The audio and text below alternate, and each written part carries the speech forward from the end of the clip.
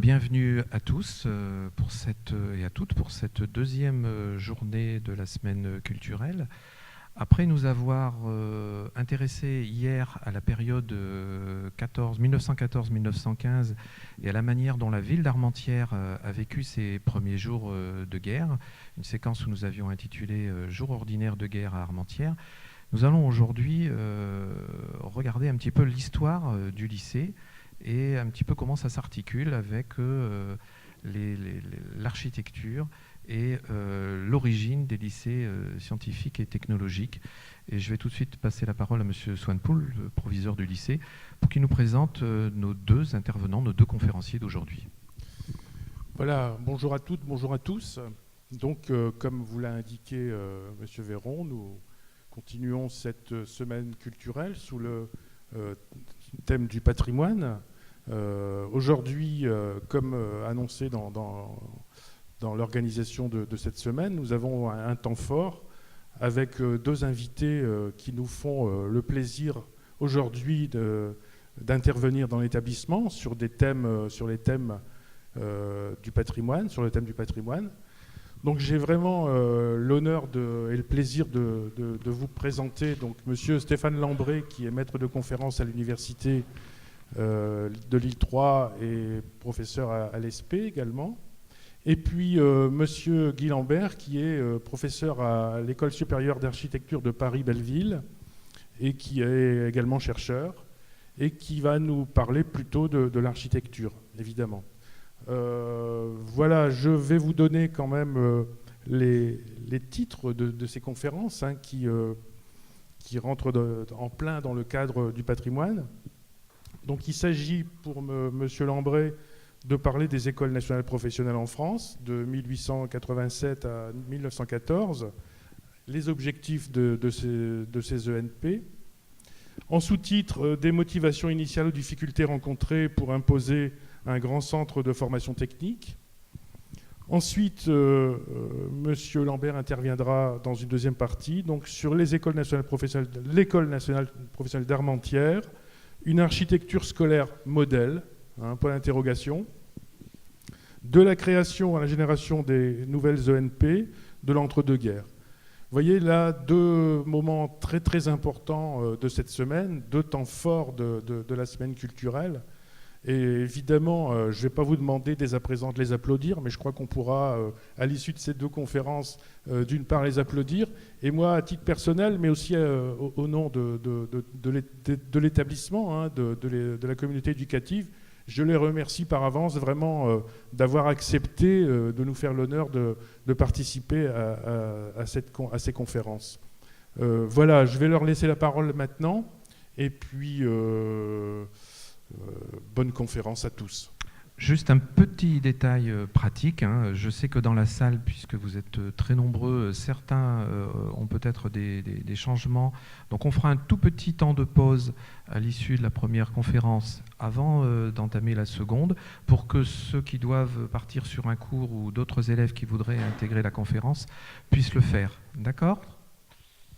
Monsieur Lambré. Bonjour à toutes et à tous, merci de l'invitation. Donc mon propos sera effectivement de situer un petit peu l'histoire de cet établissement. Hier, vous avez eu l'occasion de connaître un petit peu le contexte de la Première Guerre mondiale. Moi, ce qui m'intéresse ici, c'est de revenir un petit peu sur l'évolution de l'école jusqu'à la Première Guerre mondiale. Alors, a priori, ça pourrait sembler étonnant. Pourquoi s'intéresser à ça ? Quel peut être l'enjeu de s'intéresser à l'histoire de cet établissement ? Évidemment, je pense que ça, vous y êtes toutes et tous sensibles. On est dans un établissement qui a une architecture particulière, c'est mon collègue qui en parlera juste après moi, mais c'est aussi un établissement qui a une histoire tout à fait particulière, un établissement extrêmement vaste et avec des objectifs initiaux qui étaient extrêmement élevés. On a un établissement très ambitieux dans sa conception initiale. Et c'est finalement ce premier temps de l'histoire de l'établissement, c'est ce premier temps qui m'intéresse, pour essayer de rappeler un petit peu d'où vient cet établissement, d'où vient cet environnement dans lequel vous évoluez quotidiennement. Il me semble que là, on est bien au cœur de cet enjeu du patrimoine qui fait le thème de votre semaine culturelle. Alors, on peut partir d'une première image, peut-être, elle peut être projetée. Je sais pas, on verra. L'idée, c'est de partir finalement de l'école en 1915. Et l'école en 1915, l'École nationale professionnelle d'Armentières, qui était son nom à l'époque, cette ENP, comme on l'appelait, École nationale professionnelle, cet établissement subit des dommages extrêmement importants pendant la Première Guerre mondiale, ce qui va obliger à une reconstruction après la Première Guerre mondiale. Mais finalement, ce qui m'intéresse ici, c'est de voir quel est l'établissement qui est touché en 1915, d'où vient-il, qu'est-ce qui avait été construit, qu'est-ce qui avait été conçu dans ce projet. 2 éléments, 2 dates, je ne vais pas abuser des dates, mais 2 dates, la création officielle de l'école, la décision de fonder cette école, c'est 1882. 1882, c'est-à-dire au moment, vous avez peut-être déjà entendu parler de ça, au moment où on a un ministre qui s'appelle Jules Ferry et qui décide de faire de gros efforts pour l'instruction publique en France. L'instruction publique, c'est l'ancien nom de l'éducation nationale, et il décide de concentrer les efforts, les investissements sur ce type d'établissement, mais surtout sur les établissements primaires. Or, l'École nationale professionnelle d'Armentières est un établissement d'enseignement technique, c'est-à-dire une autre réalisation, c'est quelque chose d'assez différent, et je vais essayer de vous expliquer pourquoi. Autre remarque, et dernière remarque d'introduction, en quelque sorte, pour comprendre l'histoire, les origines de cet établissement, il faut réfléchir à plusieurs échelles. Plusieurs échelles, ça veut dire quoi? Ça veut dire qu'il faut réfléchir à la fois au niveau local, les enjeux locaux quand on crée l'école, pourquoi est-ce que la municipalité d'Armentières, par exemple, s'intéresse à cet établissement, mais aussi des enjeux nationaux, c'est-à-dire qu'il faut bien avoir en tête que pendant les premières années de l'école, il y a un défilé de personnalités qui s'intéressent beaucoup à cette école, des ministres viennent, le président de la République vient dans cette école, le préfet vient régulièrement, etc., etc.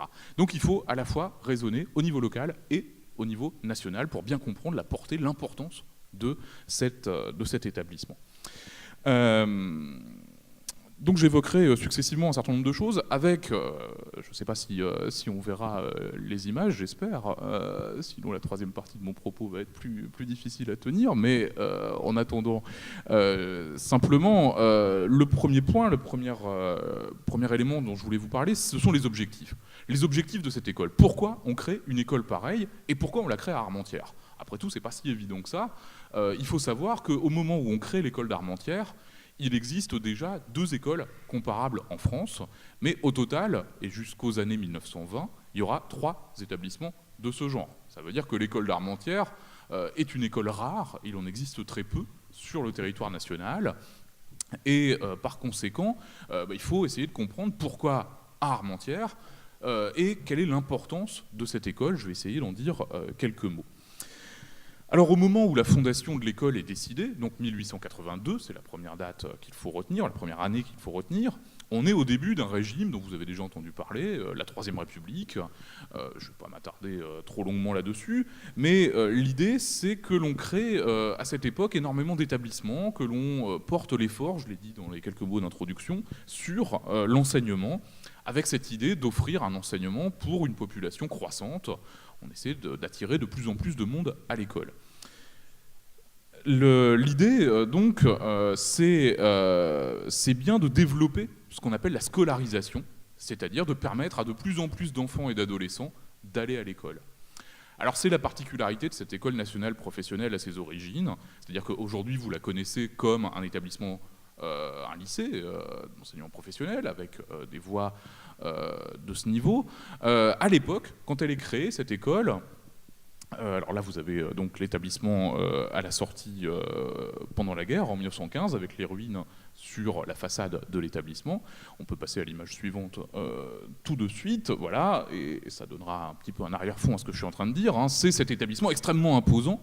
À l'époque, il faut se rendre compte que les élèves qui fréquentent cette école ne sont pas seulement des lycéens, ils ne sont même pas du tout des lycéens, mais en revanche, il y a une école primaire qui est dans cet établissement, et on accueille des élèves qui vont en gros de 6 à 16, voire 18 ans, tous fréquentent le même établissement.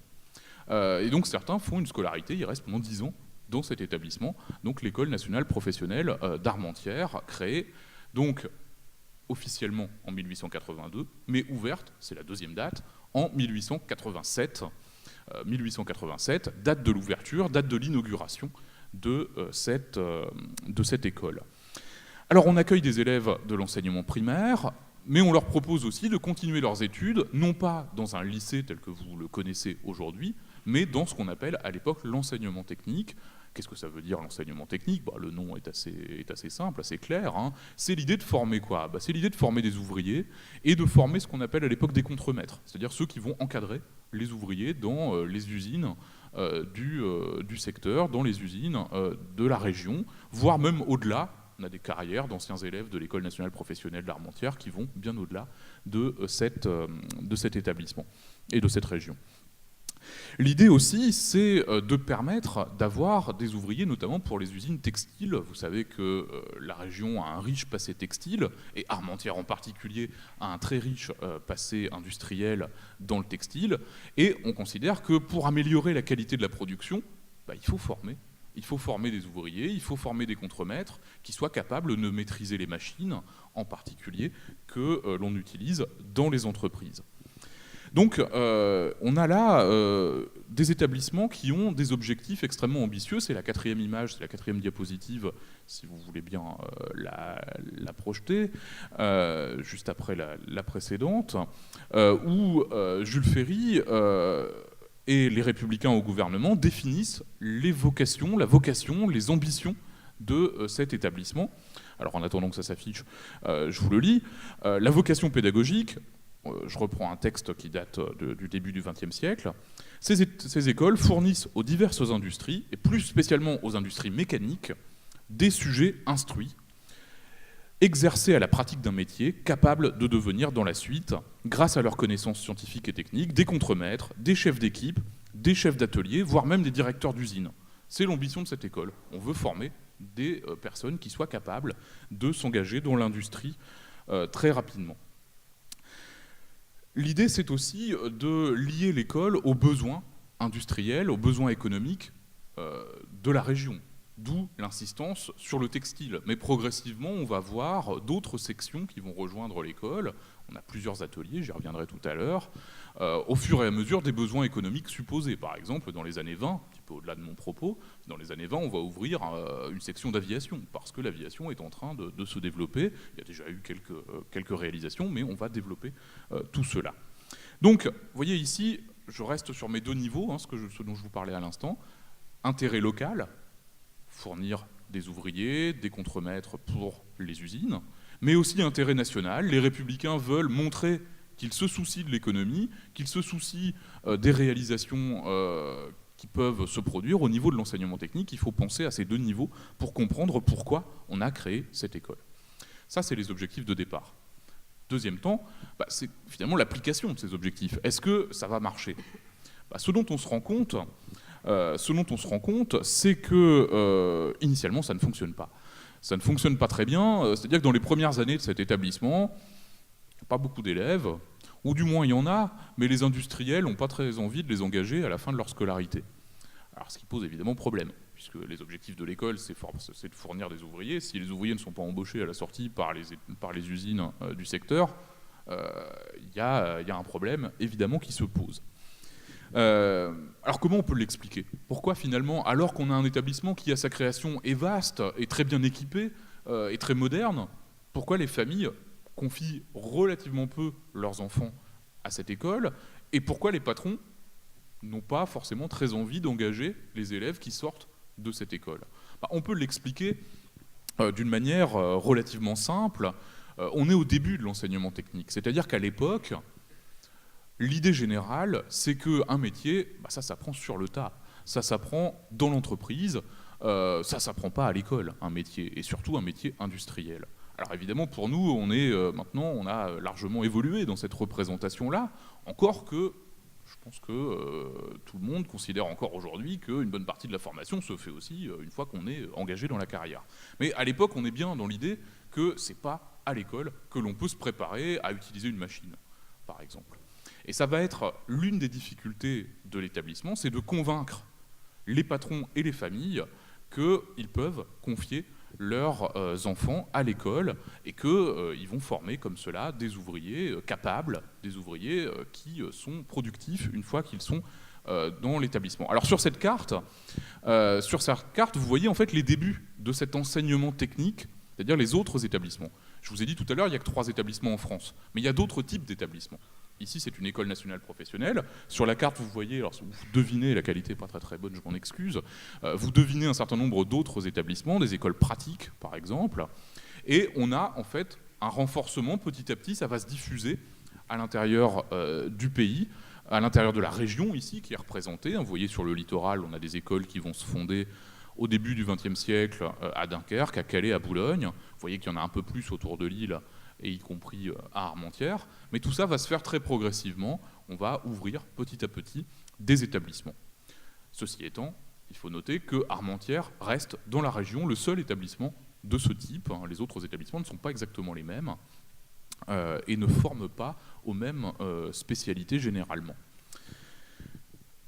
Donc cette idée, essayer de convaincre les élèves, de convaincre les familles et les patrons, ça va être finalement l'une des tâches décisives pour la direction de l'école, mais parallèlement, il faut bien comprendre que la plupart des enfants, la plupart des adolescents apprennent le métier sur le tas, dans l'entreprise.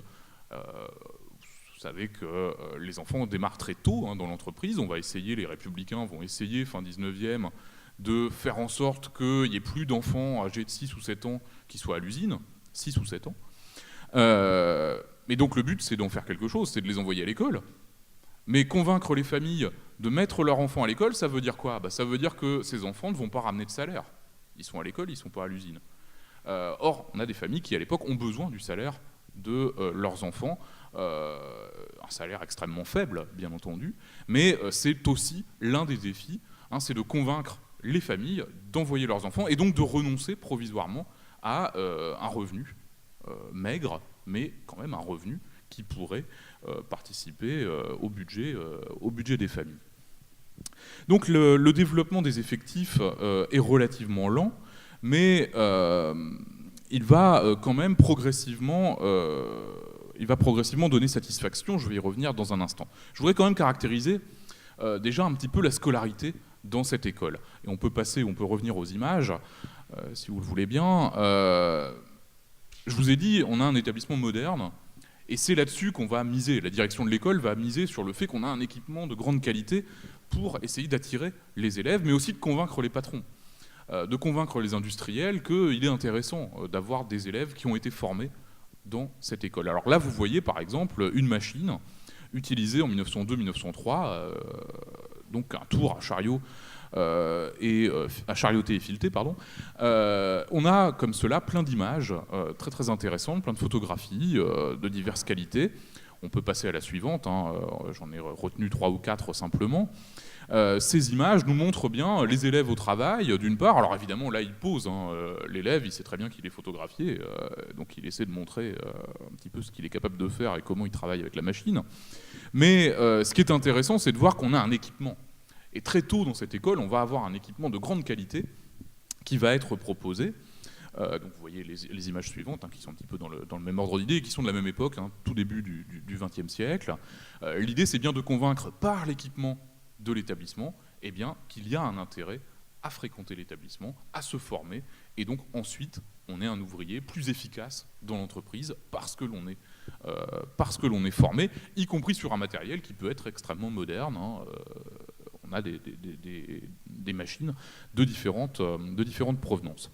Alors si on avance un tout petit peu, j'ai mis quelques chiffres simplement, voilà. Autour de 1900, pour vous donner une idée, l'école d'Armentières est installée sur 4 hectares. C'est énorme pour une école à cette époque. Elle possède à peu près 12 000 m² de construction. Elle compte 5 ateliers principaux, menuiserie, fonderie, ajustage, forge, électricité. Alors je ne vous ai pas mis des images pour chacun de ces ateliers, j'aurais pu. Mais vous voyez que déjà, très tôt, par exemple, pour l'électricité, on est au tout début de la généralisation de l'électricité, l'école d'Armentières va être l'une de celles qui va utiliser l'électricité le plus tôt à Armentières. Même chose pour les équipements hydrauliques, par exemple. L'utilisation est très précoce et les installations sont très précoces à l'école d'Armentières.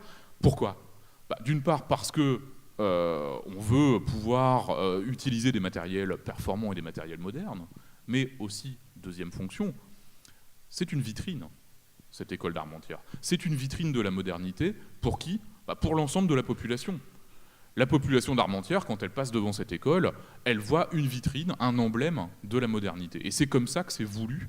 Le gouvernement soutient dans ce sens l'établissement et contribue à financer avec la ville d'Armentières. Ça coûte extrêmement cher un établissement comme celui-là, mais la ville d'Armentières paye, le conseil général fournit des subventions, l'État également donne beaucoup d'argent pour financer le fonctionnement de cette école. Alors si on avance un petit peu, toujours sur cette question, je reviens à cette question des effectifs, on voit que les effectifs vont monter petit à petit dans cet établissement à Armentières. Alors je vous ai représenté ça, le trait noir en bas, c'est celui de l'effectif d'Armentières. Il y a 3 écoles, donc j'ai comparé avec les 2 autres établissements. La croissance numérique, la croissance du nombre d'élèves est à peu près la même dans chaque établissement. Vous voyez qu'en gros, c'est autour de 1900 qu'on commence à avoir une progression relativement sensible, alors que jusque-là, la croissance était relativement mesurée. On franchit la barre des 400 élèves autour de 1905-1906 pour cet établissement. Donc on devient un établissement extrêmement important si on met ça en comparaison avec l'ampleur des établissements. Et petit à petit, on va accroître donc ce nombre d'élèves. Alors pourquoi on peut expliquer autour de 1900-1905 cette croissance ? C'est l'image suivante. On peut la mettre en relation avec l'action d'un homme en particulier.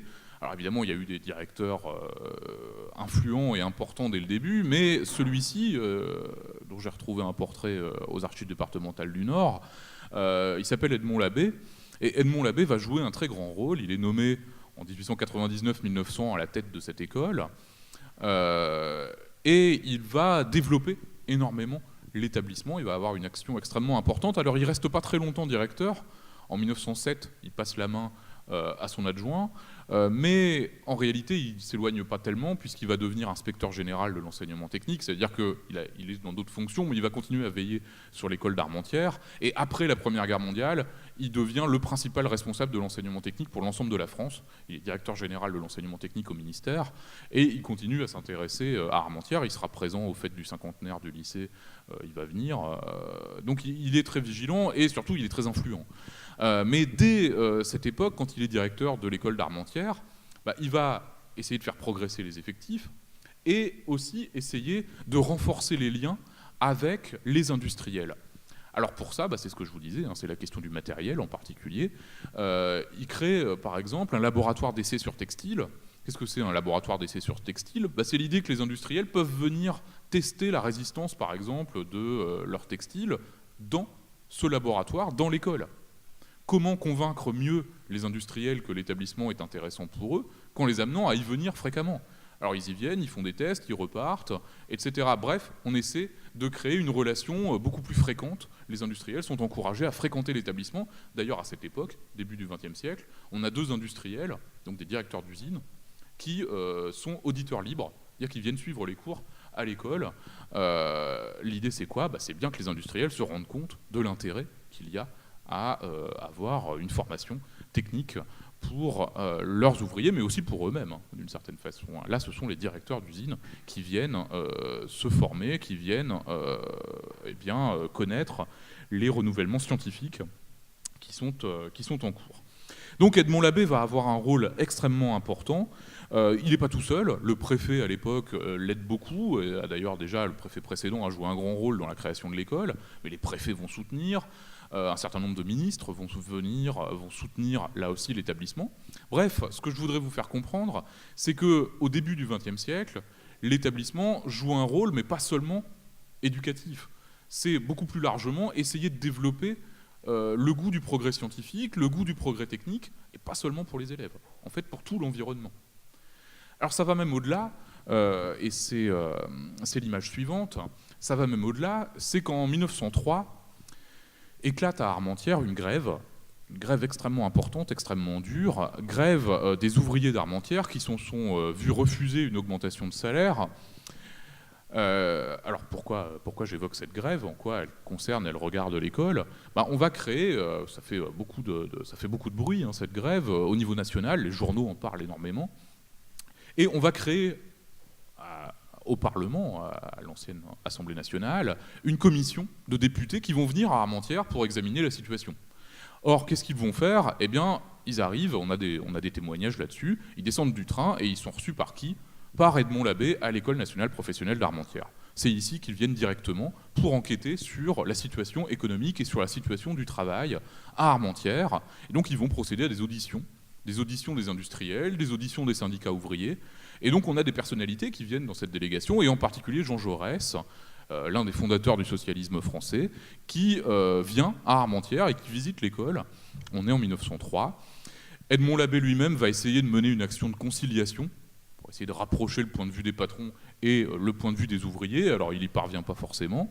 Ça va se résoudre un peu différemment, mais c'est assez intéressant de voir que l'école est aussi un acteur dans le paysage local, mais pas seulement sur la formation, dans les relations sociales entre les ouvriers et les industriels du secteur. Alors cette grève, elle n'était pas propre à Armentières, hein, là aussi elle s'est étendue à Roubaix et à Lille en particulier, une grosse grève du textile, mais donc l'École nationale professionnelle d'Armentières joue un rôle via son directeur dans ce mouvement. Alors, ce que l'on peut évoquer autour de cet établissement, hein, c'est les travaux de cette commission en 1903 vont permettre de faire un petit peu un diagnostic de la situation et de voir où sont les enfants, où sont les adolescents, c'est-à-dire tous ceux qui ne sont pas à l'École nationale professionnelle d'Armentières. Qu'est-ce qu'ils font? Eh bien, on voit qu'ils travaillent. Alors, c'est l'image suivante après celle des grèves de 1903. Je vous ai pris un petit témoignage de l'inspecteur du travail d'Armentières qui témoigne devant cette commission. Alors c'est un petit peu long, désolé, j'espère que vous voyez bien. L'inspecteur du travail témoigne et explique qu'en fait il y a énormément d'enfants qui sont au travail, alors que je vous rappelle que la scolarité est obligatoire, ou je vous précise que la scolarité est obligatoire jusqu'à l'âge de 13 ans à l'époque. Mais en réalité, quand on regarde un petit peu dans le détail, on voit bien qu'il y a un certain nombre d'enfants de moins de 13 ans qui sont déjà au travail. Alors soit qu'on dissimule quelques éléments sur leur âge, soit que l'inspecteur du travail n'est pas trop amené à les rencontrer quand il vient dans les usines. Hein, on leur demande de ne pas venir ce jour-là. On a aussi un système d'apprentissage. C'est-à-dire qu'on a aussi des adolescents qui sont des apprentis. Et donc on a là un rapport de l'inspecteur du travail avec ce jugement, vous voyez au milieu du texte à peu près, la fabrique d'Armentières, c'est-à-dire l'ensemble des industriels du textile d'Armentières, n'a jamais cherché une sélection de bons tisserands. Presque tous les apprentis restent donc à l'usine et l'habitude prise reste tisserand. C'est-à-dire qu'à la fin de l'apprentissage, on garde tout le monde. On n'a pas encore ce rapport au savoir-faire, ce rapport à la qualité du travail, c'est-à-dire qu'on commence à considérer que c'est important d'être formé, donc on développe l'apprentissage en même temps qu'on développe l'école, mais on n'est pas, par exemple, les élèves de l'école ou les apprentis n'ont pas de diplôme. Ils ont un certificat de scolarité quand ils ont fini l'école nationale professionnelle, mais ces diplômes vont venir progressivement. Il va falloir un certain nombre d'années, et c'est surtout après 1920 que le diplôme va commencer à avoir un intérêt. À l'époque, on est beaucoup moins sensible, les industriels sont beaucoup moins sensibles à cette question du diplôme. Et vous voyez quand même cet avis, ce point de vue de l'inspecteur du travail. Dernier paragraphe, il me paraît dangereux pour l'avenir de développer l'apprentissage en visant à la quantité. Il serait plus prudent de chercher la qualité. Donc en gros, il ne faut pas trop former quand même, si je résume rapidement, et si je force un petit peu le trait, il ne faut pas trop former, c'est pas la peine d'avoir trop de personnel formé, quelques-uns pour encadrer les autres, ce sera plutôt bien. Donc il faut bien, je pense, comprendre qu'à l'époque, on n'a pas le même souci qu'aujourd'hui de la formation, et donc ça fait l'exceptionnalité aussi de cette école. C'est une école qui fait le choix précisément de former, alors même que cette idée de la formation pour le travail n'est pas si répandue que cela. Alors, dernier point que je voudrais développer pour vous donner un petit peu une idée de ce à quoi peut ressembler l'école à l'époque, c'est un témoignage un petit peu plus tardif et c'est une petite vidéo dont on va voir deux petits extraits. C'est une vidéo un petit peu plus longue, donc je ne vais pas vous montrer l'intégralité, loin de là. Mais elle me paraît assez intéressante parce que vous voyez que pour l'instant, qu'est-ce que je vous ai montré? Et cette image-là est assez symptomatique. L'image précédente était un peu symptomatique. Souvent, on voit l'école, vue générale, et on ne voit pas beaucoup d'usagers. On voit très peu d'élèves, on voit très peu de monde dans cette école. Or, on a la chance pour l'école d'Armentières, et là vous voyez que c'est la chance de l'historien ou la chance des archives qui ont survécu, de disposer d'un film.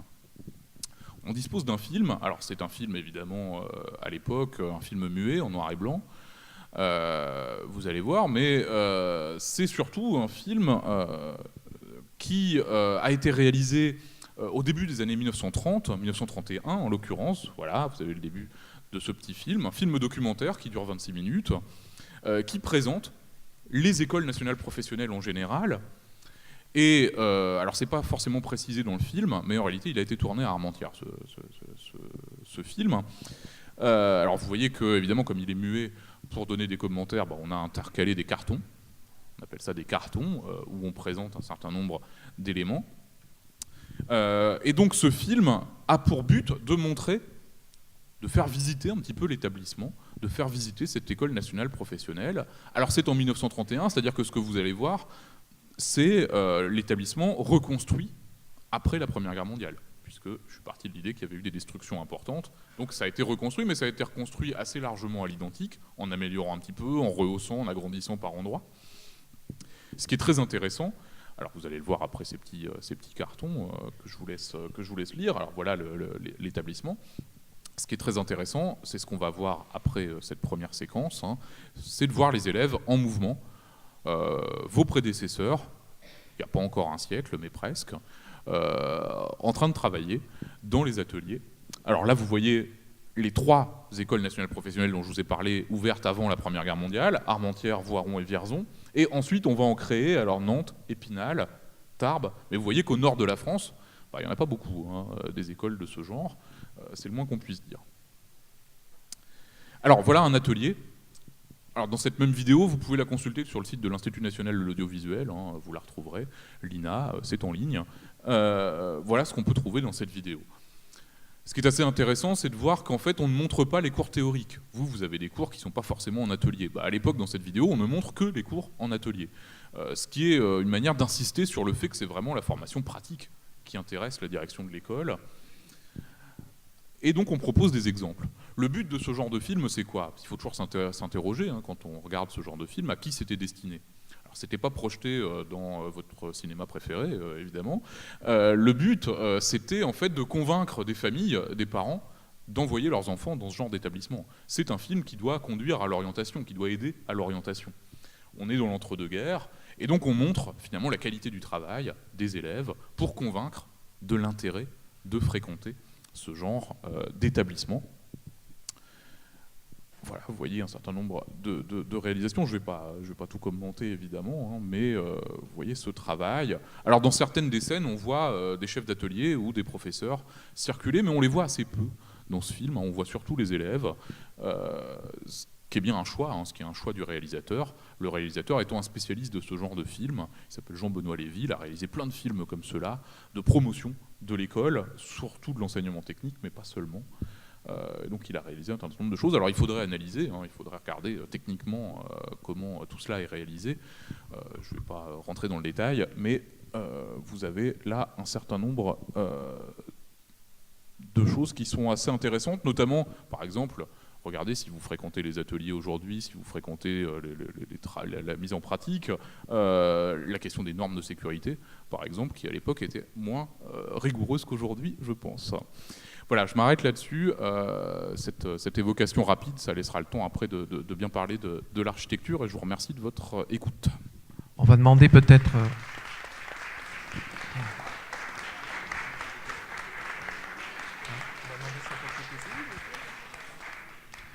On va peut-être demander à l'équipe technique de nous mettre un petit peu de lumière en salle, et on va demander s'il y a des questions dans le public que vous voudriez adresser à monsieur Stéphane Lambré.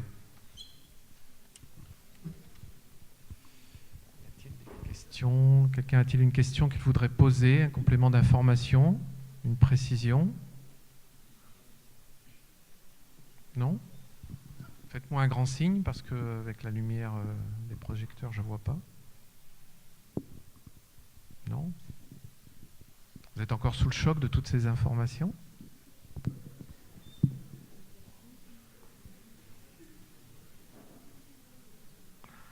Bon. Ah, je vais me déplacer jusque-là.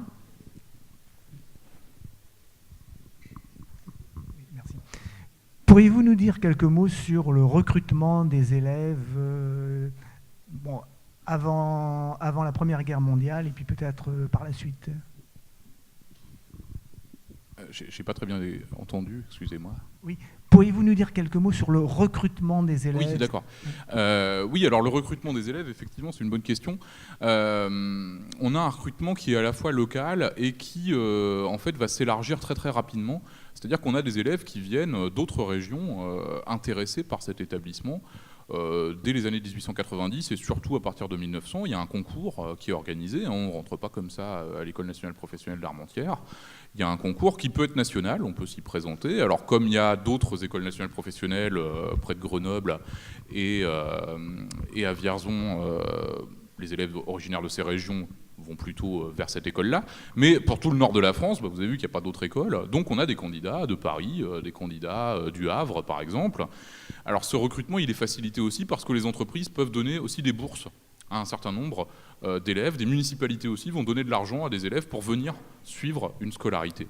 Donc on a un recrutement qui est assez large, quand même, qui n'est pas seulement des enfants d'Armentières, ça va bien au-delà d'Armentières, même s'il y a beaucoup d'enfants de la région qui vont alimenter ou qui vont fréquenter l'établissement.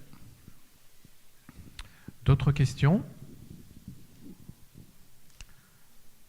Oui. Oui. Pourriez-vous nous préciser le choix d'Armentières? Pourquoi cette école a été construite à Armentières, sachant qu'il y avait déjà à l'époque à Armentières le premier lycée, enfin ce qu'on appelle maintenant lycée, hein, mais c'était un lycée privé, le lycée Saint-Jude, qui a été la première construction scolaire secondaire sur la ville d'Armentières. Ensuite, le collège municipal qui est devenu lycée Paul-Hazard. Et pour une petite ville, créer encore en plus une école nationale professionnelle, ça peut paraître surprenant. Alors pourriez-vous nous expliquer comment cette école s'est retrouvée à Armentières? Oui, vous avez tout à fait raison. Simplement pour situer, pour vous donner une idée, en 1901, il y a 26 000 habitants à Armentières. Ça vous donne une idée, hein, c'est une ville moyenne en France. Alors effectivement, pourquoi Armentières alors qu'effectivement ça aurait pu se faire ailleurs? En réalité, il y a deux choses. Il y a d'abord la volonté de la municipalité républicaine, c'est-à-dire que le maire et un certain nombre de ses adjoints ou de ses conseillers ont envie de construire ce genre d'établissement. Sachant que quand il est créé en 1882, il y a une loi en 1880 qui définit ce type d'établissement. Mais en réalité, il y en a assez peu qui ont été créés, il y en a 3 seulement, qui se sont emparés de cette loi de 1880 pour créer une école. Donc c'est vraiment la volonté de la municipalité républicaine. Secondée en fait par le préfet. Le préfet va énormément appuyer sur la création, sachant qu'il y a déjà une école à Lille, qui s'appelle l'Institut industriel du Nord. À Roubaix, ils sont aussi candidats pour ce qu'on appelle à l'époque l'école d'arts et métiers. Finalement, elle va être créée à Lille. Mais en réalité, on essaie de disséminer un petit peu ces différentes écoles. À Fourmies, très tôt, à l'autre bout de la région, à Fourmies, on va créer une école assez tôt, alors que pourtant c'est quand même une petite ville. À Dunkerque, on a déjà un établissement, mais qui va se créer un petit peu plus tard. Bref, Armentières, il y a effectivement déjà des établissements, mais il n'y a pas d'établissement technique. Et du coup, l'idée, c'est bien pour les industriels, alors même si le lycée ce qui est devenu le lycée Saint-Jude accueille quand même des cours du soir qui touchent un petit peu à l'enseignement technique, mais de manière marginale. Donc l'idée, c'est bien celle-là, c'est la municipalité, le préfet, et le préfet, il agit évidemment parce que le ministère de l'Instruction publique lui demande de créer ce genre d'école. Et donc le préfet va flécher ça vers Armentières, ça tombe bien, il y a une municipalité qui s'intéresse à ce genre de réalisation. Mais ça explique, et je finis là-dessus, ça explique aussi les difficultés initiales. C'est que certes, la municipalité républicaine soutient, mais il y a des opposants à cette municipalité, c'est-à-dire il y a un ensemble d'industriels qui ne sont pas très républicains et qui refusent absolument d'envoyer ou de recruter des élèves de cette école. Et c'est bien ce qui va poser problème, c'est que pendant les premières années, il y a un certain nombre d'industriels qui ne veulent pas entendre parler de cette école nationale professionnelle d'Armentières, et donc qui coupe tout contact. Et c'est bien le défi pour Edmond Labbé en 1900, quand il devient directeur, c'est de réussir à convaincre tous les industriels, y compris ceux qui étaient réticents initialement. Il n'y a pas seulement l'idée que c'est pas intéressant de se former, il y a aussi cette idée que il faut que ce soit des écoles privées et non pas une école publique. On dénonce par exemple le coût. Ça a coûté extrêmement cher, cette fondation d'école. Et donc certains industriels considèrent que c'est de l'argent gaspillé inutilement. Donc il ne faut pas sous-estimer, hein. À l'époque, c'est une réalisation assez audacieuse, hein, de créer ce type d'établissement. Voilà, j'espère que je vous ai répondu au moins à peu près. Bien, on va remercier encore une fois Monsieur Lambré pour son intervention et la qualité et les précisions qu'il nous a apportées. On va faire une courte interruption pour permettre aux éventuels élèves et enseignants qui auraient besoin de changer, d'entrer ou de sortir. Et puis, dans 5-10 minutes maximum, on reprend la suite donc, de cette conférence.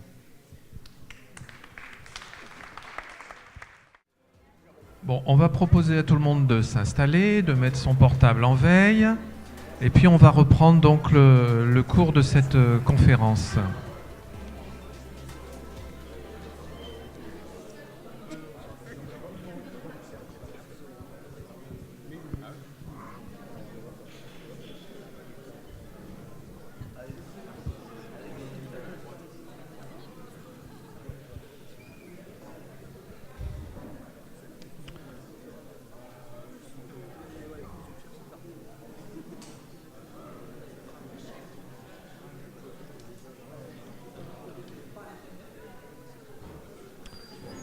Voilà, on va vous demander un petit peu de silence, si vous voulez bien. Et on va donc accueillir Monsieur Lambert pour la deuxième partie de cette conférence, où nous on va aborder un petit peu les problèmes de l'architecture. Oui, bonjour. Merci de votre invitation qui me donne l'occasion de parler de l'école d'Armentières à Armentières, ce qui est vraiment le rêve du chercheur. Alors, donc la communication, vous l'avez vu, enfin, le titre a disparu, mais il reviendra, j'espère. Donc, s'appelle l'École nationale professionnelle d'Armentières, une architecture scolaire modèle avec un point d'interrogation. Alors, pourquoi un point d'interrogation? Parce qu'en fait, quand on observe cela, hein, tout à l'heure Stéphane Lambré disait que cette école était une vitrine, on peut se demander modèle de quoi et modèle pour qui. Alors, on va le voir, hein, je vais l'illustrer à travers les images que je vais vous montrer, mais en fait, cette école, on peut la considérer comme un modèle à plusieurs points de vue. C'est déjà une école modèle pour l'enseignement technique, hein. Ces écoles nationales professionnelles, je reviendrai là-dessus tout à l'heure, mais on en crée 3 en fait dans les années 1880, mais il y a cette idée qu'elles doivent servir de modèle pour la scolarisation de l'enseignement technique. Mais cette école, elle doit aussi servir de modèle plus largement pour l'architecture scolaire, hein, pour d'autres écoles qui ne sont pas forcément des écoles professionnelles. Et puis, ce statut de modèle, on peut aussi le rechercher dans cette architecture, hein, dans l'architecture de ce bâtiment, donc, qui est dû à un architecte qui s'appelle Charles Chipier, et qui, d'une certaine manière, va en faire aussi un modèle d'une nouvelle architecture, hein, que certains architectes de sa génération cherchent à promouvoir, hein, dans cette volonté de renouveler l'architecture. Il y a une idée qui traverse tout le 19e siècle, c'est qu'il faut chercher le style de son temps. Alors on est à la fin du 19e siècle et d'une certaine manière on peut imaginer que cette école, c'est une sorte de... Elle fait partie d'un certain nombre d'opérations qui vont lentement vers l'art nouveau. Je reviendrai là-dessus tout à l'heure. Alors, puisqu'en fait cette conférence là s'inscrit dans une semaine dont la thématique porte sur le patrimoine, on peut justement regarder les bâtiments de cette école, hein, qui est construite dans les années 1880. Et évidemment, lorsqu'on parcourt l'école, ce sont en même temps les mêmes bâtiments, mais plus tout à fait. Hein, on l'a dit à plusieurs reprises, ces bâtiments ils ont été démolis en partie lors de la Première Guerre mondiale. Ils ont été un peu plus abîmés après la Seconde Guerre mondiale. Mais en même temps, lorsqu'on parcourt aujourd'hui l'école, lorsqu'on compare ce que l'on voit avec les cartes postales de l'époque, en fait, ce ne sont pas tout à fait les mêmes. Les bâtiments ont été reconstruits, certains ont été surélevés, d'autres... On pourrait jouer parfois au jeu des 7 erreurs entre ce que l'on voit et ce qui est dans les cartes postales de l'époque. Mais néanmoins, ce qui est intéressant, c'est qu'il y a une identité, hein, qui est la même et qui perdure et à laquelle je vais m'intéresser. Alors, pour examiner ça, pour bien comprendre en fait l'architecture de cette école, il faut confronter cela avec le grand chantier de construction scolaire en France dans les années 1870-80, hein, les débuts de la Troisième République. Alors, on le verra, on aura une illustration à travers la diapositive suivante.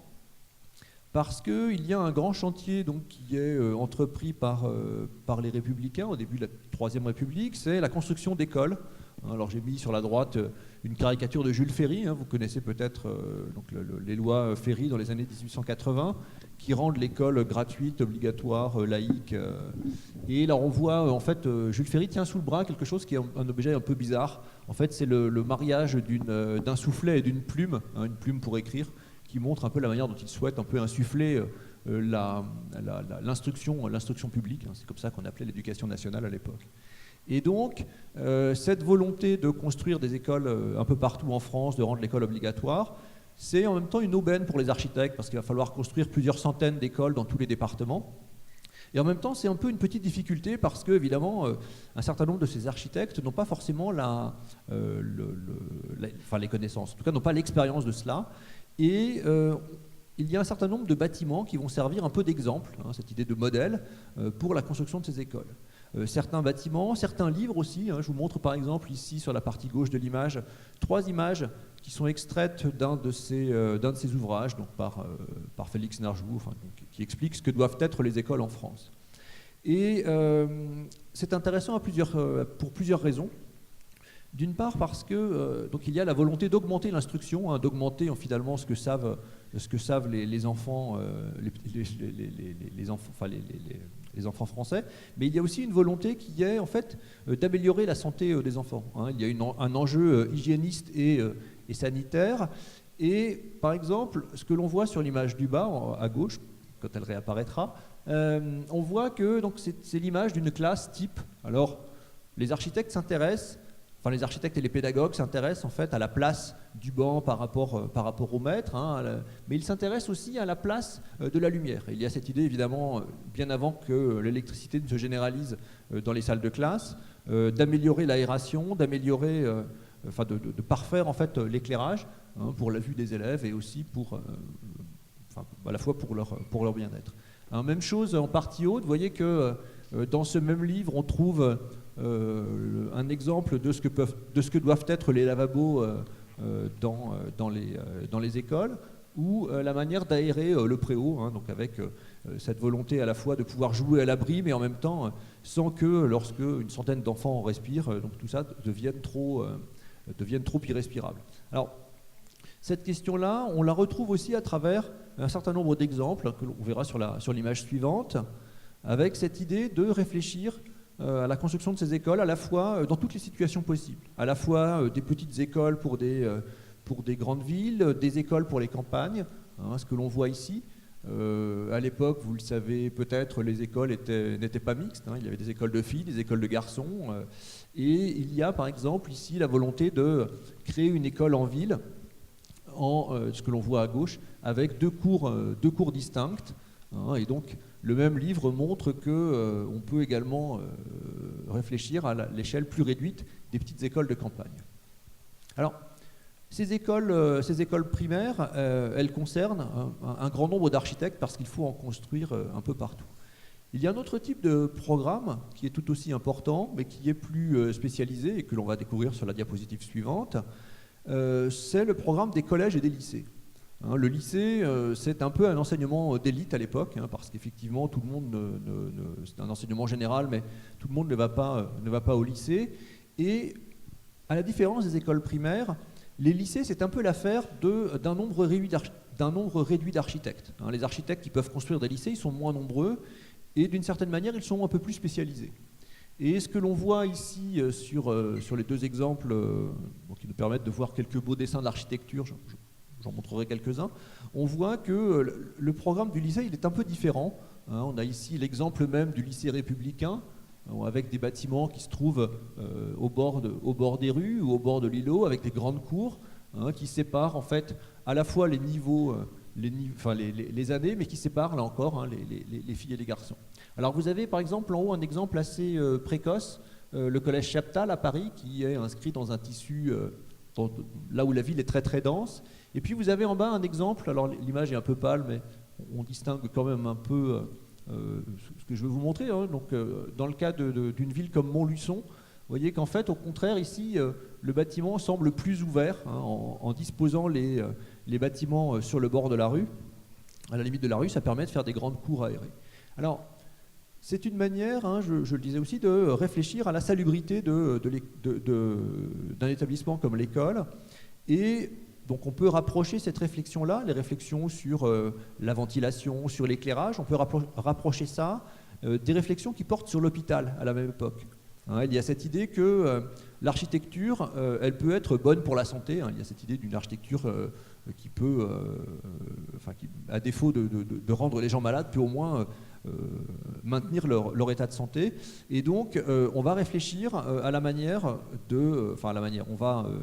les architectes vont réfléchir à la manière de favoriser l'aération, hein, en faisant des bâtiments qui sont entre lesquels l'air peut circuler librement, et donc des bâtiments qui sont étroits, hein, de manière à ce que la lumière puisse pénétrer assez profondément dans l'édifice. Alors, c'est un domaine... les établissements scolaires sont un domaine spécialisé. Alors, on verra aussi sur l'image suivante que cette spécialisation, elle porte aussi sur la forme des salles de cours. Ici, par exemple, vous voyez plusieurs exemples d'amphithéâtres, hein, parce qu'il y a cette idée qu'on n'enseigne pas la physique de la même manière qu'on enseignerait l'anatomie ou le dessin. Et on voit ici, donc, dans cet extrait d'un traité d'architecture de la fin du XIXe siècle, des exemples qui montrent en fait que dans le rapport entre les élèves et le maître, la distribution n'est pas la même, hein, quel que soit le type de discipline. Alors, donc on a déjà ici un domaine un peu plus spécialisé, et donc diapositive suivante, on va voir le troisième type d'établissement, hein, qui nous rapproche un peu de l'enseignement technique. Ce sont les écoles des arts et métiers. Alors, vous voyez, on est dans un domaine encore plus spécialisé, hein. Les écoles d'arts et métiers, ce sont des écoles techniques supérieures. Il y en a un nombre encore plus réduit que celui des lycées, hein, 4 ou 5 à la fin du XIXe siècle.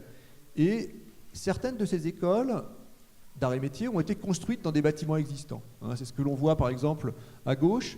L'école d'arts et métiers de Cluny a été installée dans l'ancienne abbaye de Cluny, hein, l'ancienne abbaye qui a été en partie démolie à la Révolution, mais les bâtiments ont été transformés. Alors, tout ça nous rapproche lentement, hein, de la création des écoles nationales professionnelles. Vous verrez sur la diapositive suivante, sur l'image suivante, une vue aérienne de l'école d'Armentières au moment de son achèvement en 1886. Et d'une certaine manière, le plan de cette école, la manière dont sont organisés les différents bâtiments, l'architecture des lieux a beaucoup de points communs, à la fois avec ce que je vous ai dit des lycées, et en même temps avec disons, cette idée d'un laboratoire, l'idée d'une expérimentation sur l'architecture. Alors cette école, l'école d'Armentières, elle n'est pas isolée.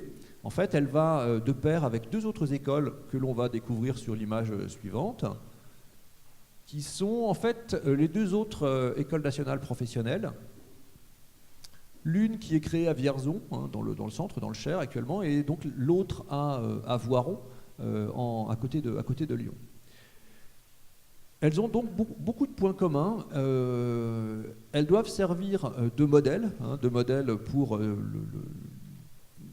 pour des écoles techniques, en particulier parce que l'idée c'est effectivement de former des techniciens, de former des apprentis, mais en même temps de ne pas négliger la formation générale. Hein. Ce sont des écoles dans lesquelles il y a la volonté de donner une instruction générale au même titre qu'une instruction professionnelle. Et en fait, on va voir que dans le type de classe et dans le type de lieu que l'on trouve dans l'école, cela le reflète. L'autre point commun, c'est qu'en fait, ce sont des établissements qui sont extrêmement vastes. Hein. Ici, à Armentières, au moment de l'ouverture, l'école occupe un territoire qui est de l'ordre de 4 hectares. C'est à peu près équivalent avec les deux autres exemples, parce que donc il y a une école technique, mais il y a aussi, c'est ce qu'on appelle un groupe scolaire en fait. Il y a une école maternelle et une école primaire, hein, qui sont couplées avec ces établissements. Généralement, l'école maternelle et l'école primaire se trouvent proches de la rue, alignés sur la rue, et donc derrière, on a les bâtiments de l'école technique. Hein, on le voit sur les deux exemples, si les deux images reviennent. Voilà. On le voit donc en haut à Vierzon. Hein, vous avez à gauche donc l'école maternelle et l'école primaire, et donc l'école technique se trouve au fond, l'école professionnelle au fond, et même chose à Voiron. Alors, il y a cette fois-ci une différence, c'est l'implantation de ces bâtiments. À Vierzon, en fait, l'école se trouve en plein centre, en centre-ville. À Voiron, vous voyez qu'en fait, la nature est très très présente, à la fois en périphérie de l'école et au milieu de l'école. Vous voyez qu'il y a beaucoup d'arbres.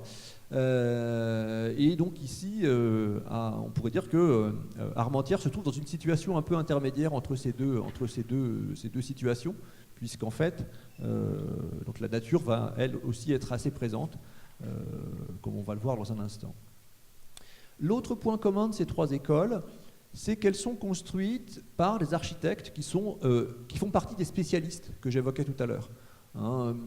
Charles Lecoeur, l'architecte qui conçoit l'école de Vierzon, il est l'auteur de nombreux lycées un peu partout en France. C'est lui, par exemple, qui construit le lycée Louis-le-Grand ou le lycée Condorcet à Paris. Joseph Bouvard, l'architecte de l'école de Voiron, lui construit beaucoup d'écoles primaires à Paris. Et Charles Chipier, diapositive suivante. Charles Chipier, lui, est à la fois, n'est pas tellement constructeur d'écoles, mais il fait partie de commissions qui sont chargées d'examiner les plans des écoles. Et il est lui-même professeur dans une école d'architecture. Alors, Charles Chipier, il enseigne à l'école spéciale d'architecture à Paris, qui est la grande concurrente de l'école des Beaux-Arts, et qui est une école qui souhaite enseigner l'architecture un peu autrement qu'on le fait à l'école des Beaux-Arts. Je reviendrai là-dessus tout à l'heure. Et Charles Chipier, il est aussi historien de l'architecture, historien de l'art. Il écrit un ouvrage un peu monumental en 7 tomes, alors je vous ai mis la photo de cela, qui est une histoire de l'art dans l'Antiquité, et qui est en fait une manière de réinventer, de relire en fait cette architecture antique. Alors, c'est intéressant, alors je fais une toute petite parenthèse, parce qu'il faut comprendre que pour un architecte du 19e siècle, l'histoire de l'art fait partie de la formation. Ce n'est pas simplement une histoire qui serait annexe, mais c'est bien le lieu de l'étude. Il y a cette idée que pour être un bon architecte, il faut comprendre les œuvres du passé, il faut imiter, il faut se nourrir de l'architecture antique, celle des Romains, celle des Grecs par exemple, dont je vous montrais une image, mais qu'à partir de là, on peut effectivement renouveler, on peut imaginer l'architecture de son temps. Alors, on peut voir une trace de ça, évidemment, dans l'architecture de l'école d'Armentières, et on peut aussi voir quelques points communs entre l'attitude, la démarche de Charles Chipier et celle de ses confrères, ceux qui conçoivent les autres écoles. Alors, on va passer à l'image suivante parce qu'on peut comparer par exemple l'école d'Armentières avec celle de Vierzon. Ces architectes partagent un certain nombre de valeurs communes, on va le voir. Une de ces valeurs communes, c'est effectivement ce que j'évoquais tout à l'heure sur l'importance de l'importance de l'hygiène et de la salubrité dans ces programmes. L'autre chose, c'est la volonté de différencier fortement les différents lieux. Par exemple, on ne conçoit pas un bâtiment de classe comme on va concevoir les ateliers. Donc, on voit ici par exemple l'un des bâtiments de salle de classe en haut à gauche, ou l'amphithéâtre de chimie en partie basse, qui correspondent évidemment chacun à des fonctions distinctes, ou donc de l'autre côté, le dortoir, le réfectoire sont eux aussi dans des bâtiments séparés. Tout ça finalement peut s'inscrire, ces trois types de bâtiments peuvent s'inscrire au fond dans quelque chose qui pourrait s'apparenter au lycée. Mais donc la grande spécificité de ces écoles techniques, c'est bien entendu la place qui est accordée aux ateliers, dont on voit ici une vue intérieure, avec ce qu'on appelle des toitures shed, des toitures en dents de scie, qui permettent d'éclairer par le haut, qui permettent d'éclairer les ateliers par le haut, et de couvrir une grande surface. L'idée évidemment, c'est de faire des ateliers où on va apprendre un métier, mais qui soit une sorte d'ateliers un peu idéaux, pas des ateliers qui présenteraient les mêmes défauts qu'à l'usine, mais des ateliers un peu en mieux, des ateliers pédagogiques pour les élèves. Et ça, en fait, on peut le comparer avec l'école de Vierzon. Hein. Sur la diapositive suivante, on va en voir une image. Hein. Donc, ça, c'est un dessin de Charles Lecoeur, donc à Vierzon. Vous voyez que, là encore, sur la très belle perspective en haut, on voit derrière les salles de classe. Et vous voyez donc au premier plan hein, les ateliers qui sont des bâtiments bas, donc avec ces toitures en dents de scie hein, que l'on voit en partie basse. Alors, c'est assez intéressant parce que, évidemment, on a ici une architecture industrielle. Hein. Au fond, c'est la construction de ces ateliers. Mais les architectes, hein, que ce soit Charles Chipier ici ou Charles Lecoeur à Vierzon, eux vont vouloir, au fond, faire mieux que cela. Et donc, par exemple, ils expliquent que pour utiliser le métal dans la couverture, en fait, ils ont cherché à minimiser les sections, hein, de manière à ce que ça n'interfère pas avec l'importante luminosité des lieux. Alors, sur l'image suivante, on va voir un autre aspect intéressant, c'est cette idée de différencier les bâtiments en fonction de leur usage. Hein, au fond, ce que l'on voit ici, hein, ça nous rapproche encore avec l'hôpital dont je parlais tout à l'heure. Hein. Par exemple, le pavillon de l'infirmerie sera un pavillon isolé des autres bâtiments. Les salles de classe sont des bâtiments en longueur, donc qui ne sont pas très épais. Les pavillons d'entrée, donc il y a un certain nombre de lieux qui sont distants les uns des autres, de manière à favoriser finalement la circulation de l'air entre ces bâtiments. Hein, de faire des bâtiments qui finalement soient un peu mieux que les lycées que je vous montrais tout à l'heure, hein, dans lesquels on avait finalement des cours qui étaient extrêmement enfermés. Ici, au contraire, hein, puisqu'en fait, à chaque fois que l'espace est disponible, on peut effectivement améliorer la circulation de l'air entre les bâtiments. Alors, ces architectes, hein, ces deux architectes notamment, ils s'inscrivent aussi dans un courant qu'on appelle le courant rationaliste.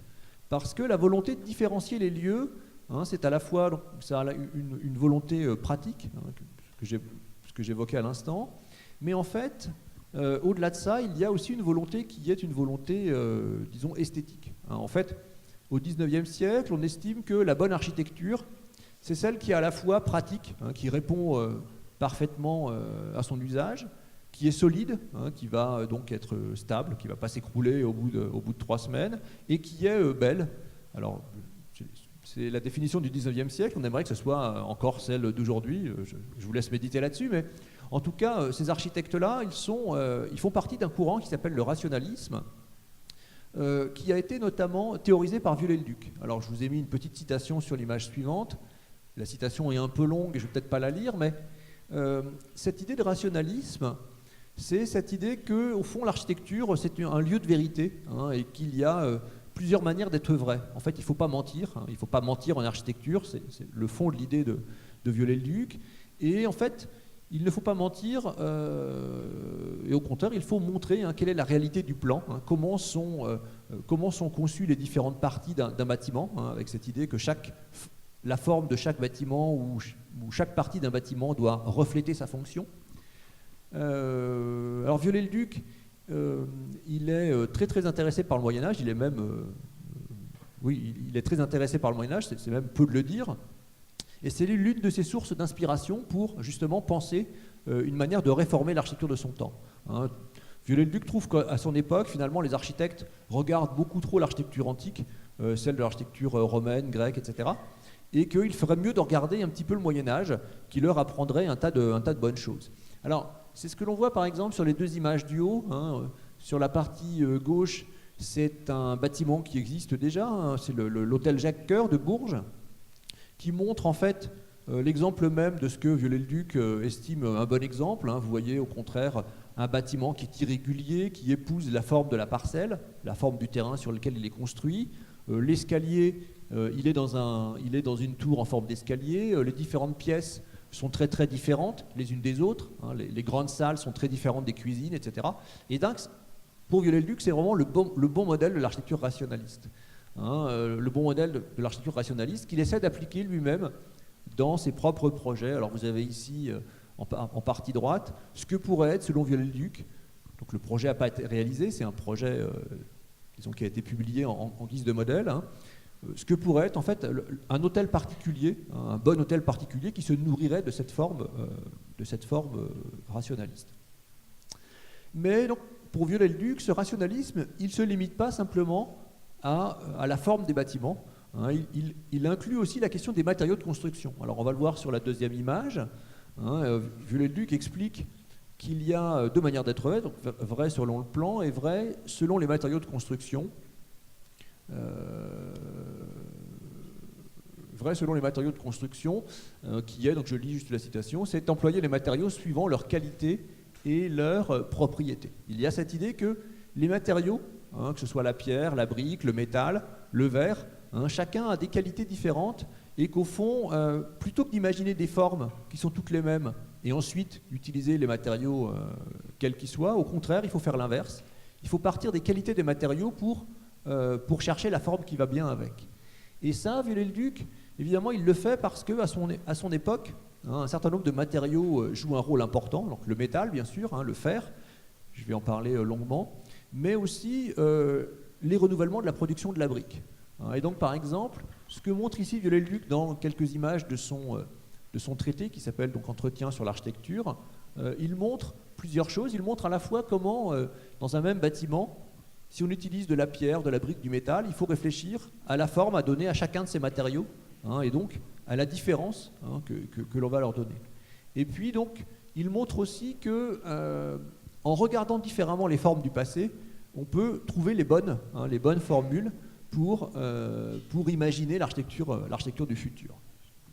Alors, si je vous parle de ça, c'est parce que l'école, ici à Armentières, est en partie, hein, le reflet de cette leçon de Viollet-le-Duc. Hein, on va le voir sur la diapositive suivante.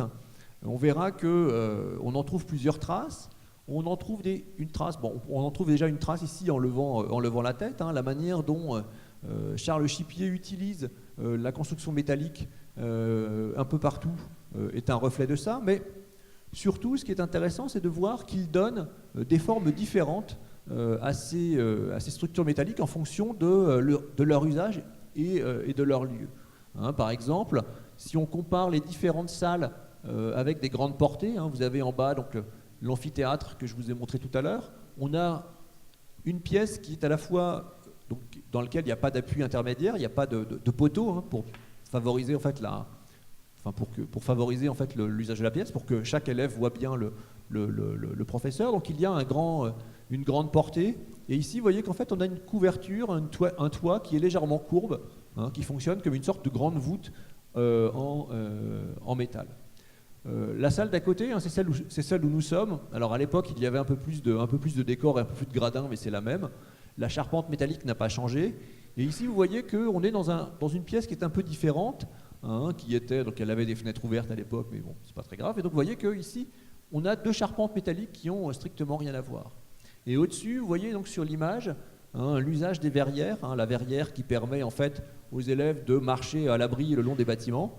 Hein, là encore, Chipier utilise le métal, mais encore avec une autre écriture architecturale.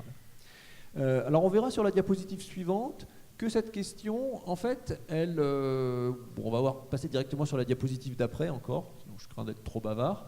On verra que cette question des matériaux, il s'observe surtout dans l'usage de la brique, hein, dans l'usage de la brique et de la pierre.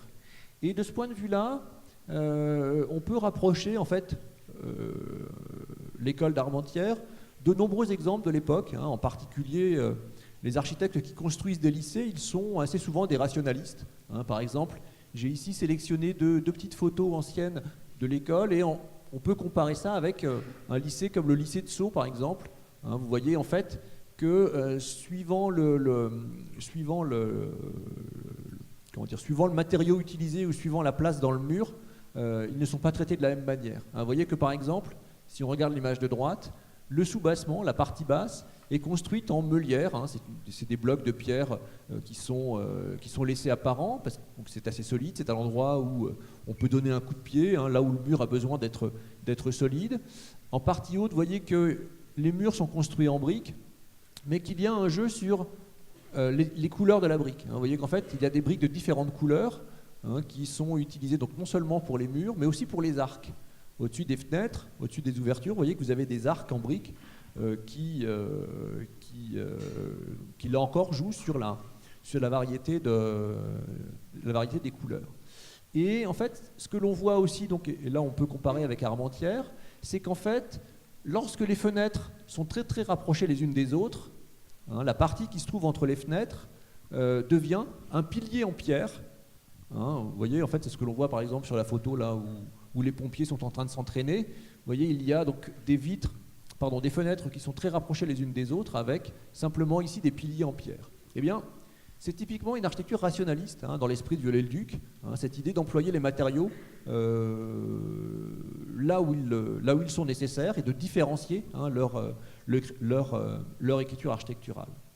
Mais il y a aussi une autre idée dans le rationalisme, c'est qu'en fait, finalement, la beauté du bâtiment, elle doit venir de là. Il n'y a pas lieu de rajouter un décor supplémentaire dans l'esprit de Viollet-le-Duc, mais au contraire, c'est en utilisant correctement les matériaux, en utilisant la variété de couleurs, que l'on va finalement obtenir la beauté de l'architecture. Alors Chipier, vous l'avez compris, Charles Chipier, il est convaincu de ça, et on va voir sur la diapositive suivante la manière dont il en tire des effets décoratifs. Alors c'est une publication ancienne, parue dans une revue de l'époque, qui permet de voir donc non seulement ce soin qui est apporté à la brique, aux différentes couleurs de briques, mais en plus qui permet de voir qu'il utilise des briques vernissées. Les briques vernissées, ce sont des briques qui sont donc non seulement qui présentent différentes variantes de jaune et de rouge, mais qui en plus sont pour certaines d'entre elles recouvertes d'une couleur bleue, verte, jaune, un peu émaillée.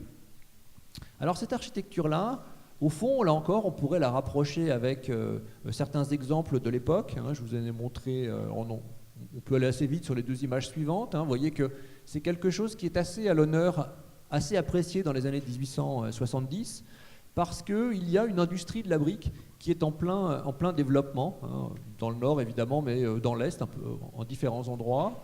Et donc on voit ici par exemple un bâtiment qui est assez remarquable de ce point de vue-là, c'est le moulin de la chocolaterie de Meunier à Noisiel. Vous voyez qu'en fait on a un bâtiment qui est à la fois en briques et donc vous voyez par-ci par-là en fait des motifs qui utilisent des couleurs jaune, rouge, noir.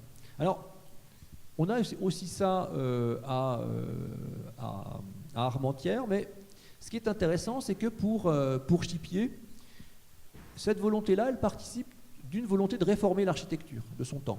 Chipier, lui, il est convaincu que l'intérêt, la beauté architecturale, elle vient d'une architecture colorée, parce que lui s'est intéressé à l'architecture iranienne, l'architecture antique, l'architecture iranienne antique, de la Perse. On voit ici par exemple, ah non, ça a disparu. On voyait par exemple quelques relevés de bâtiments anciens qu'il avait.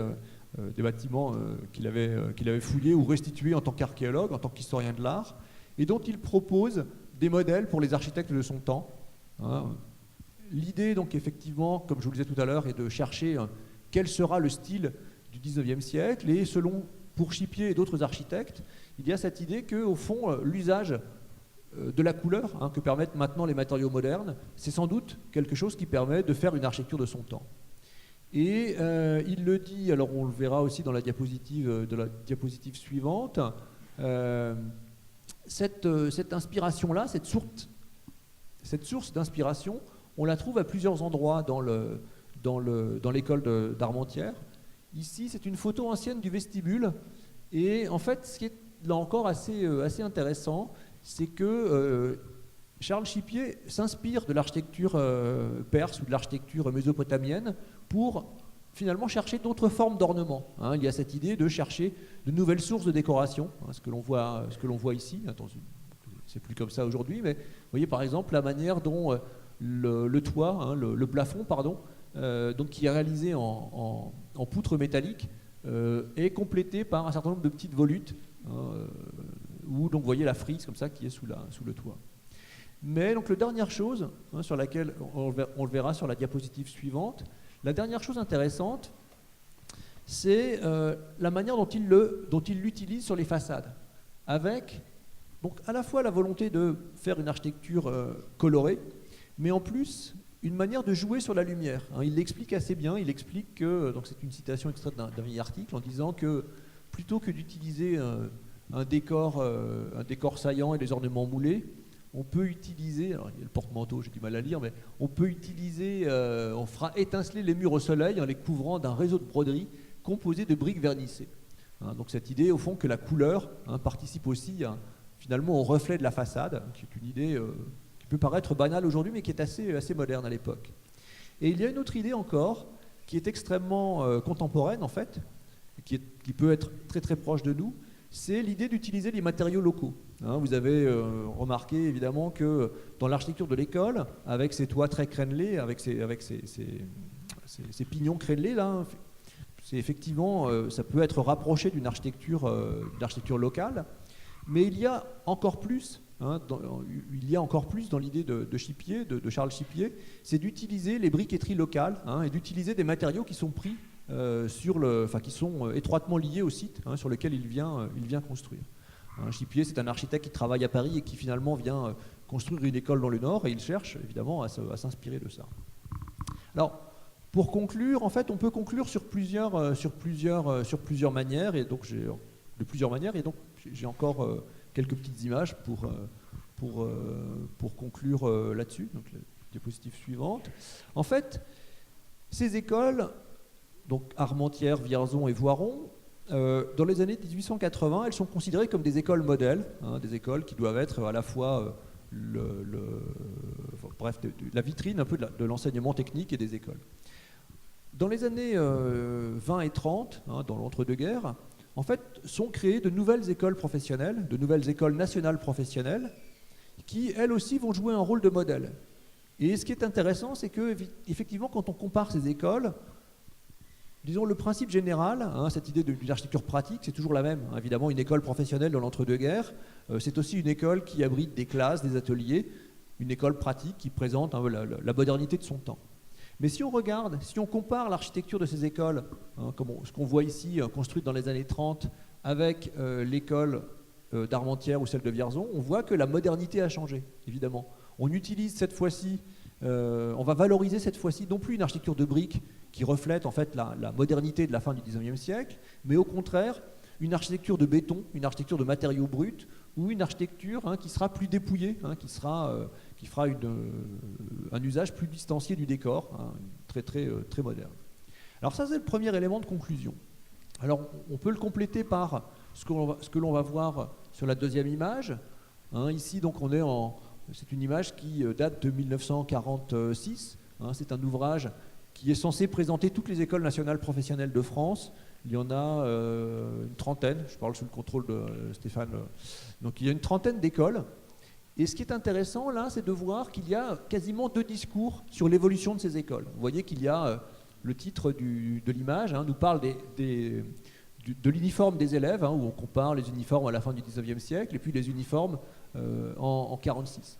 Mais en fait, je voulais regarder ce qui se passe derrière. Vous voyez donc en partie gauche, en fait, l'école que l'on voit, c'est l'école de Vierzon, qui est assez proche de celle d'Armentières, avec l'architecture de briques et cette architecture rationaliste.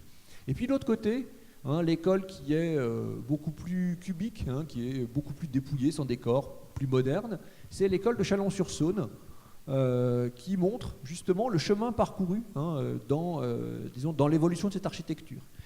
Et on peut avoir l'impression que pour les élèves, puisqu'en fait c'est une publication qui est faite par par l'amicale des anciens élèves de toutes les écoles nationales professionnelles, il y a au fond une forme de fierté comme ça d'avoir accompagné une évolution de l'enseignement, une évolution de la place de l'enseignement technique dans la société. Mais d'une certaine manière, ce que l'on comprend aussi dans cette image, c'est qu'il y a la volonté d'avoir accompagné aussi la modernité architecturale. Cette idée que ces écoles, elles ont été des vitrines à un moment donné et elles contribuent encore à le devenir. Et donc, je voudrais juste, pour conclure, regarder sur la dernière image, parce qu'en fait, si on regarde justement l'école d'Armentières aujourd'hui, on a effectivement, là encore, un peu la même chose. On a à la fois des bâtiments, des ateliers qui sont conçus en fonction de l'usage qu'ils ont aujourd'hui. Ce sont pas des ateliers construits à la fin du XIXe siècle, mais bien des bâtiments récents qui sont fonctionnels. Mais en même temps, on conserve encore cette image, pardon, cette école, l'architecture des années 1880, avec sa valeur patrimoniale et identitaire. Hein, et donc évidemment, on ne la regarde pas aujourd'hui comme on pouvait le regarder dans les années 1880, mais malgré tout, elle fait partie d'une histoire de l'école et d'une identité de l'école sur le long terme. Voilà, je vous remercie de votre attention.